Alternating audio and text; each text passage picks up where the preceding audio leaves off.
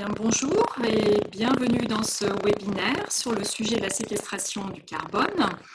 Je suis Pascale Repelin, coordinatrice des activités d'observation à Alter Bourgogne-Franche-Comté et j'ai le plaisir de vous accueillir dans ce webinaire qui est organisé par l'ORECA. Alors l'ORECA, c'est l'Observatoire régional et territorial énergie-climat-air.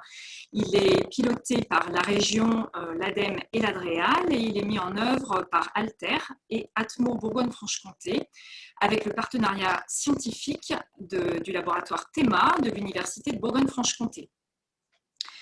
Alors, tout d'abord,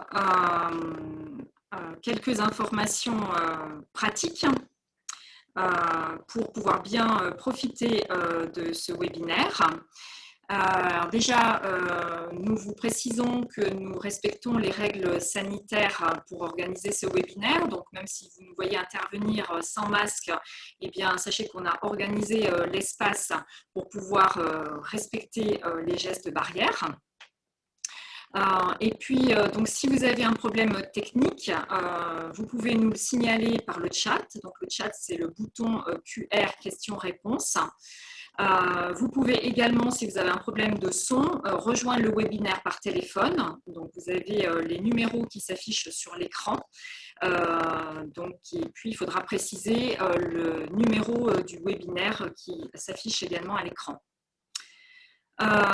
Pour poser une question à un intervenant, donc vous aurez la possibilité de le faire à 3 reprises au cours du webinaire, après l'intervention de nos 3 experts.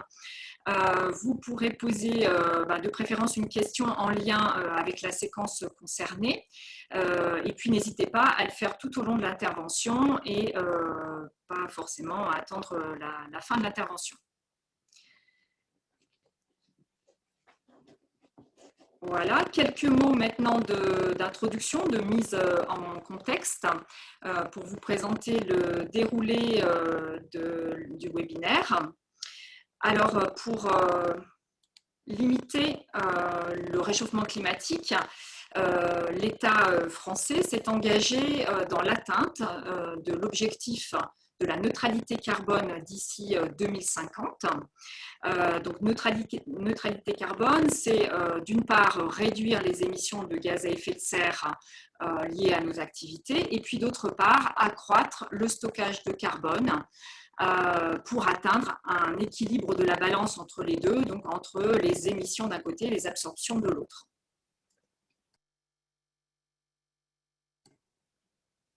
Au niveau régional, cet objectif a été largement repris, notamment dans le SRADET, le schéma régional aménagement, développement durable et égalité des territoires.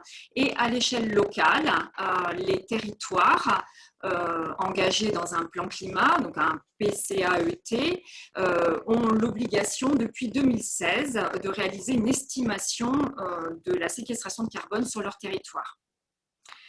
Donc, on voit que les enjeux sont de taille.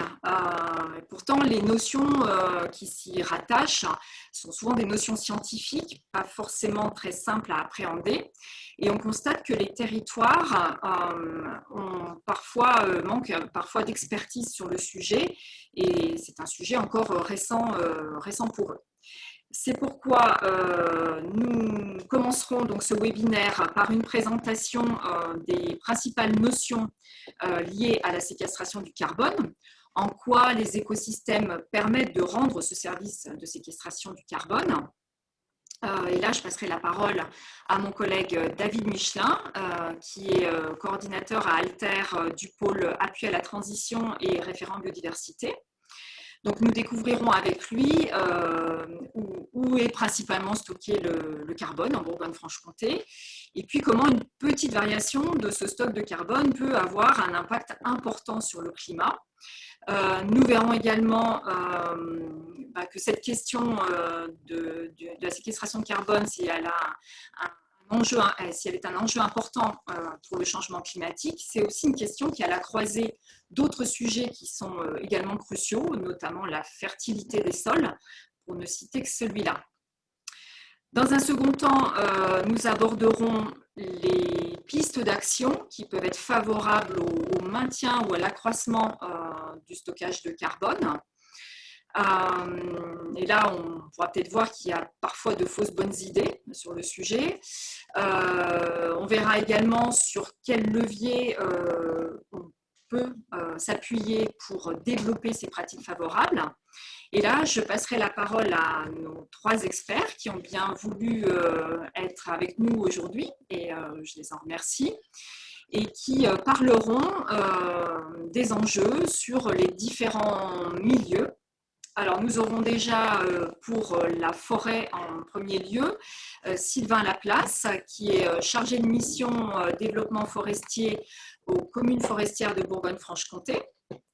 Nous aurons ensuite pour les enjeux dans les écosystèmes agricoles Catherine Hainaut, qui est directrice de recherche à l'INRAE UMR Agroécologie. Et puis nous finirons avec les enjeux dans les zones humides avec Daniel Gilbert, qui est professeur en écologie à l'UMR Chrono-Environnement de l'Université de Franche-Comté. Voilà. Alors, avant de passer la parole à mon collègue David Michelin, je vous propose, pour entrer un peu dans le sujet, un petit quiz avec quelques questions pour tester un petit peu nos connaissances. Donc, je vais vous partager ces questions.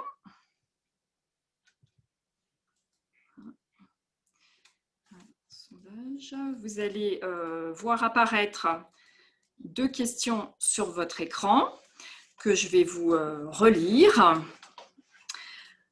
Alors, à votre avis, donc première question, à votre avis, stocke-t-on plus de carbone en Bourgogne-Franche-Comté qu'on en déstocke? Et vous avez le choix entre oui et non.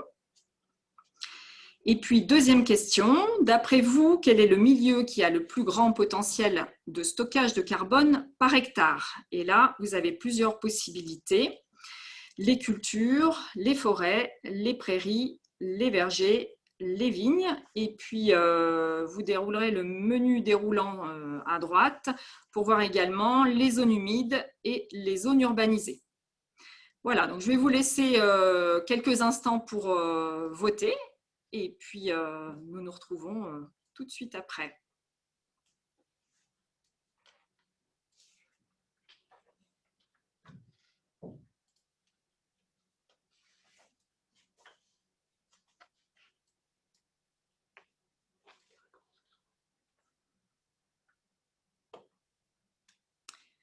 Voilà, ça bouge encore un petit peu, donc je vous laisse encore le temps de voter.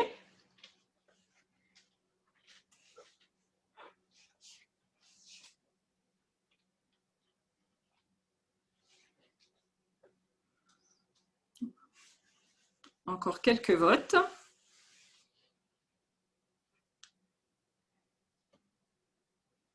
Bon, j'ai l'impression que ça ne bouge plus.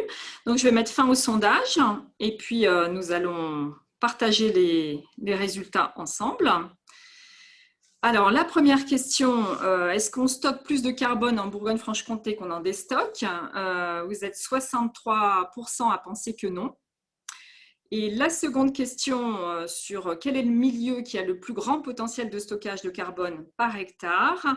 Donc, vous avez voté à 56% pour les forêts et en deuxième position, nous avons 44% pour les zones humides.